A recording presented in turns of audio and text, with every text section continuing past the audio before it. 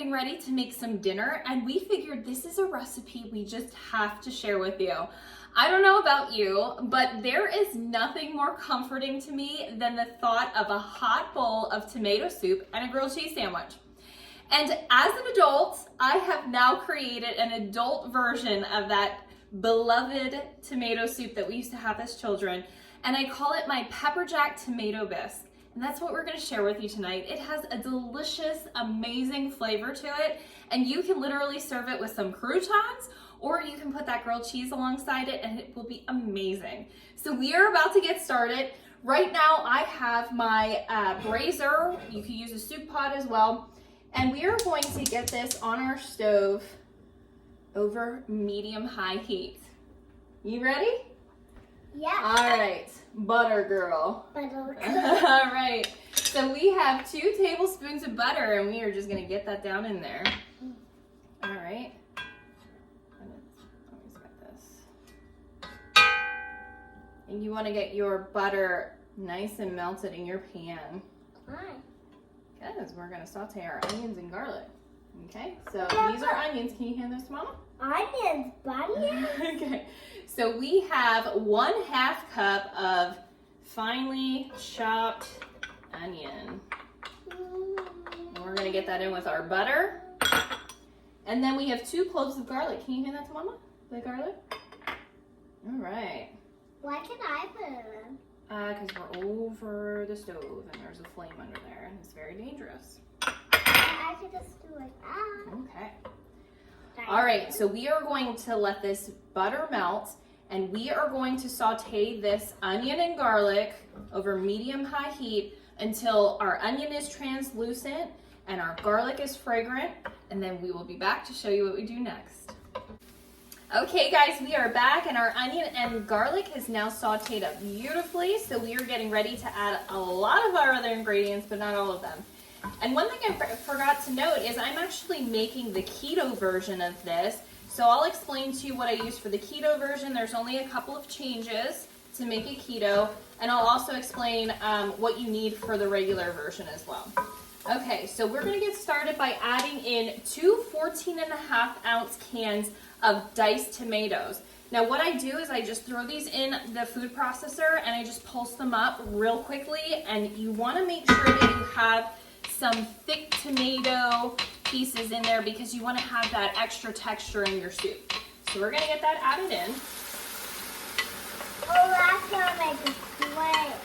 Oh yeah, so we're going to mix that in. It smells so good. What, honey? It smells like hot. Oh, it smells hot. Okay, and then we have 1 28-ounce can of tomato puree, and we're going to get that dumped in as well. Now it's gonna, Mom, Okay, this is gonna start a fire. oh, it's not going to start a fire, so easy. Okay, so we got our tomato puree in there. Now here is one of the substitutions to make this keto. Progresso has a keto-friendly tomato or creamy tomato soup, and we are going to be using 2 cans. These are 14.5-ounce cans, 2 cans of the Progresso Keto soup.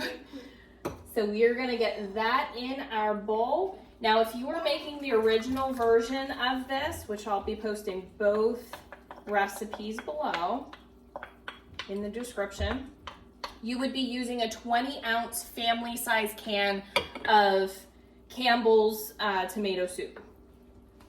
Okay, so we're gonna mix that up really good, and then we're gonna add in our spices. Are you gonna do that for Mama? Thai powder. Yep, sure, go ahead. Okay, so we have 1 teaspoon of paprika.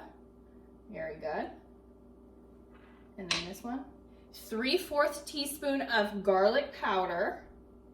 And then here's the other keto substitute. We're using 1 tablespoon of allulose. And let me find the allulose really quick so I can show you. Here we go. This is the allulose that I use. This is Anthony's allulose sweetener. I will be posting a link to this in the description below. You can get this on Amazon. Honestly, if you're doing anything that requires a sugar substitute for keto, I prefer this brand of allulose. There's no aftertaste. It makes things taste absolutely amazing. And we are just gonna add that to our soup. Now, if you're doing a regular soup, you wanna add 1 teaspoon of regular sugar. So you'll notice that 1 tablespoon is obviously like 3 times as much as the teaspoon.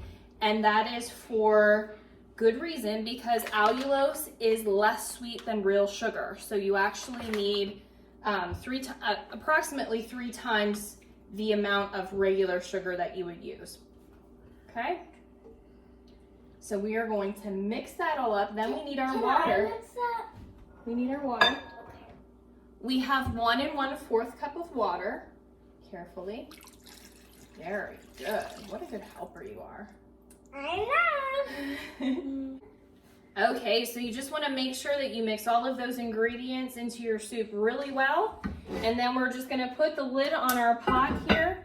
And you want to bring the soup to a simmer for about 30 minutes. And then as soon as that's done, we'll be back to show you how we finish it off. Okay guys, we are back and our soup is now simmered for about 30 minutes. So we're ready to add in all of the rest of our ingredients. So right here we have 1 1/2 cups of heavy cream. Heavy cream. Now if you're doing the regular version, you can also use milk for this step. And then I have 4 ounces of softened cream cheese. So you just want to put that in the microwave so you can soften it up a bit. It just makes it a lot easier for it to get incorporated into your soup. Silly. Then we have hot sauce, and we are going to do 4 dashes of hot sauce. Okay? And then we are going to finish this off with the star of our show, our Pepperjack cheese. We have 12 ounces of shredded Pepperjack cheese. So what we're going to do is make sure that gets nice and incorporated in our soup. You want to keep on stirring this so that the cheeses melt thoroughly throughout your soup.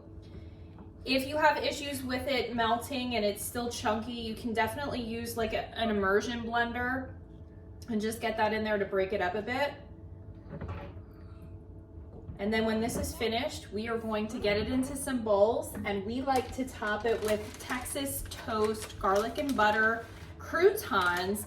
Now, if you're doing a keto version, you want to make sure that you have enough carbs in your day for those. Or you could just top them with some roasted pumpkin seeds or one of your favorite nuts. And that's it, guys. So I hope you love this video and this recipe. And if you did, please give us a thumbs up. Make sure you subscribe below so you gain access to all of our future videos. Thank you so much and have a great night.